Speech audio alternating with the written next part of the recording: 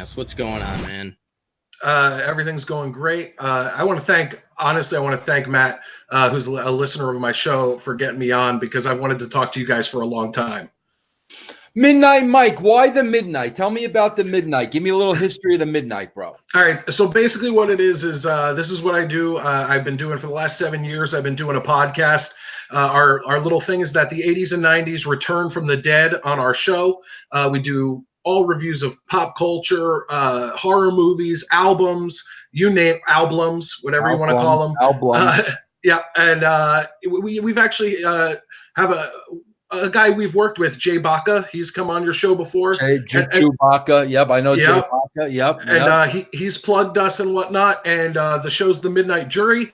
And just recently, I mean, I've always been kind of known to my listeners as Midnite Mike. But just recently, putting himself over, Jeff. Go ahead. I got to do it. Go ahead.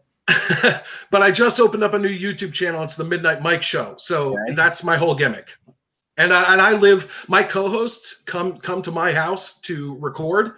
Both of them live in New Jersey, where we all grew up. I'm currently living in Connecticut. Where you living in Connecticut, bro? My wife's from Connecticut. Where you living in Connecticut?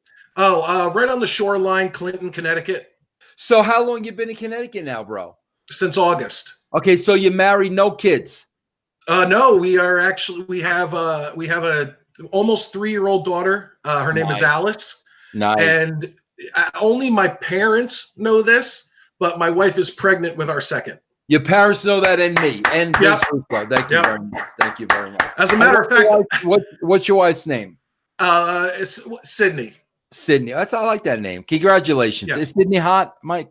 Yeah, I would say so. Well, Mike, you hesitated there. No, I don't know how that. I don't know how that would go over with Sydney. I said, is your wife hot? And there was like a little pause there, bro. No, she's absolutely beautiful. Absolutely beautiful. How did you meet the wife? How did you meet the beautiful Sydney? That's a great name too, by the way. I like that name, Sydney. Thank you. Well, thank you for her. But anyway, I moved. I was from Jersey. She was from Connecticut. Right. She went down to Connecticut into the Center City, Philadelphia, or she went down to Philly to pursue acting at the University of the Arts, which is a big acting school down there, right in Center City. I moved down there to pursue kind of wrestling, pro wrestling at the time. And we met, and the guy I moved in with, I moved from New Jersey to Philadelphia on a whim. It was an overnight thing. I had a girlfriend at the time and came back to New Jersey and said, hey, guess what? I just moved to Philadelphia. I guess we have to break up. And I moved down to Philadelphia and met my wife. Sydney. And met Sydney. And with about a month or two into our relationship, the guy I moved in with, who's a friend of mine since high school, said, I found out he wasn't paying the rent and we were going to get kicked out. So I told Sydney, I said, look, I know we've only been dating a little while, but, I either have to go back to New Jersey and and the long distance thing I'm not really fond of, or I could move in with you. And I moved in with her within 2 months, month and a half of knowing her. And we've now been together 12 years. Wow. Very nice story. Now, what happened to Sydney's acting career? Well, she's always wanted a family, like literally from the time I met her. She was like one of those girls who talked about it, but I wasn't scared of it. I was looking kind of for the same thing. I had plenty of long-term relationships before her. And I told her, hey, look, I've been with 2 other girls for 4 years.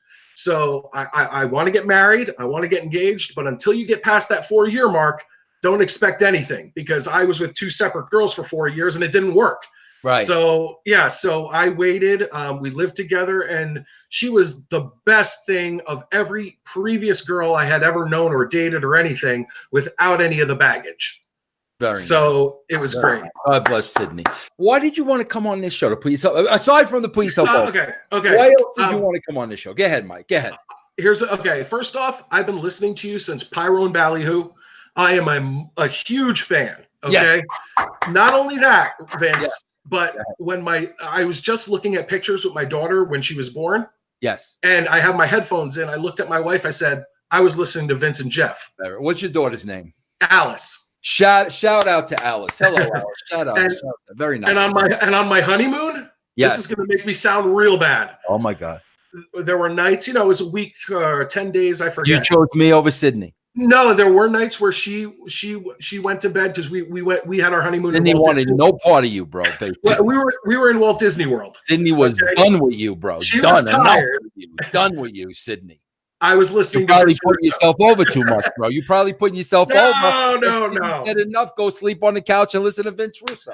No, but I did. I've been all over the place and listened to you, Vince. I appreciate that, Mike. I'm a little off focus because I'm trying to take in everything around you. I see you're a Yankee fan. You're wearing your hat. Yep. You got a Yankee jersey hanging on the door. I see you're a big Michael Myers Halloween fan, bro. Yep. Huge. Did you like the last one? It was okay. I'm such an old school fan that I really hold the original canon very dear. Yeah, It was good. I mean, it was good. That's all I'll say. All right. So listen, Mike, with all that putting yourself over for the last 45 minutes, bro, are we now ready to castrate a mark, Mike? We are. We are ready. All right, let's do it, Midnight. I'm going to call you Midnight too, bro. That is absolutely fine. All right, go ahead, Midnight. All right. This one's from Nathan Vaughn, and it's Wade Keller. He's talking about the Elias and Miz match from SmackDown last week. Oh, boy. There's wrestlers who mesh with similar styles like AJ and Ricochet. Then there are wrestlers who bring out the worst in each other, and Miz and Elias bring out the worst in each other because they're clunky and lumbering as it is. Both can be in good matches, especially Miz, but it's not. They look like they're wrestling with 10-pound weights on their ankle, like those ankle weights that people wrap around with Velcro. Like and when they're against each other, it just is accentuated because nobody's creating that graceful movement and speed and high impact that other wrestlers have. God, he probably never saw any Andre the Giant and Big John Stud matches. I was going to say the same thing. Like two gazelles out there, right, bro? Midnight, what do you think about Miz and Elias being clunky and lumbering? What do you think about that, bro? I was going to say the same thing you did when you look at guys like Andre or Stud or Kevin Nash or, just some of the bigger guys. The guys who drew money and drew fans and sold merchandise, they weren't gazelles in the ring, and I feel like a lot of times these guys would rather maybe go see Disney on Ice or Cirque du Soleil or something to that effect than actually see a TV show that is entertaining and brings characters and crazy off-the-wall storylines to life. Yeah. Well, Midnight, I think there's an envy issue with bigger guys. They don't like bigger guys. Bigger guys, okay? And I would consider Miz and Elias bigger guys. Bro, bigger guys are going to be clunky and lumbering. They're bigger guys, bro. Yeah. So you can't, bro, how many big, graceful guys do we know? But, bro, you might think right away, like basketball players. Bro, but a lot of basketball players were freaking lean.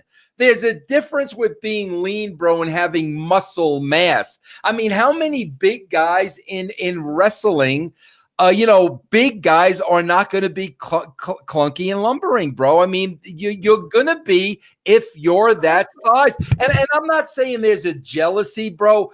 There's definitely an envy, bro. I mean, they just don't like freaking big guys, man. Yeah, and when you think about some of the guys that you've seen in wrestling, Elias and The Miz aren't that clunky. They're just not doing ballet. Right. That's the only difference. You're right, bro. They're not bad wrestlers, for what we consider wrestlers.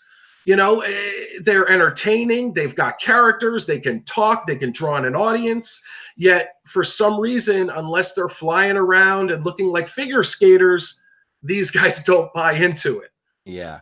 Now, I was even hearing a rumor today, Jeff. I don't know if you heard this at all. Are they taking 205 off the network? I'm not sure. I haven't heard anything. Yeah, I heard about that. So, I mean, that's going to tell you there's, so much for guys flying around. So, Midnight, are you still dabbling in wrestling, bro? No, we actually we did some appearances and did some commentary, ringside commentary, and I interviewed a bunch of guys. I actually went off on Tommy Dreamer one time on his message machine, and I thought I'd never hear from him again, but he ended up liking it. And we did all that, and then around, I'd say after 2 or 3 years of getting back into wrestling, and it was just so depressing that you couldn't watch the product, and no product I watched excited me. So the show was always about pop culture and horror and pro wrestling, and we were just like, let's push pro wrestling off to the side. The only pro wrestling that I watch, listen to, anything is you and Jeff. Very nice. That's it. Well, listen, Midnite, give the plugs, bro. Give the plugs for the podcast. Give the plugs for the new YouTube channel if you want people to follow you on Twitter. Go ahead, bro. It's all you. First off, Troy with some cheers. That just happened, so I want to. Very nice. Very nice. First I want to shout out to the Grapplers. I've done a lot of things with them. We've done reaction trailers to videos and stuff, especially 6 and the Ocho. They're awesome. Jay Baca and Matt Wilson, who gave me this spot. I really do appreciate that. But my show can be found at WLWstudios.com, and it's available anywhere podcasts you can get, iTunes, Stitcher Radio, TuneIn Radio, all that crap. Just search Midnight Jury. And the new YouTube channel is Midnite Mike Show, and that's the new Twitter handle too. And it's spelled MIDNITE Mike Show. Okay, so it's Midnite Mike, MIDNITE Mike. Yep. All right. Well, Mike, listen, I'm glad Matt gave you the spot. I'm glad you came on the show. I'm glad we got to meet you, bro. Good luck with the YouTube. Keep doing the podcast, bro, and thanks for supporting us, man. Thank you so much for doing what you guys do. I really enjoy it every day. All right, the great Midnite Mike, everybody. Thank you, Mike.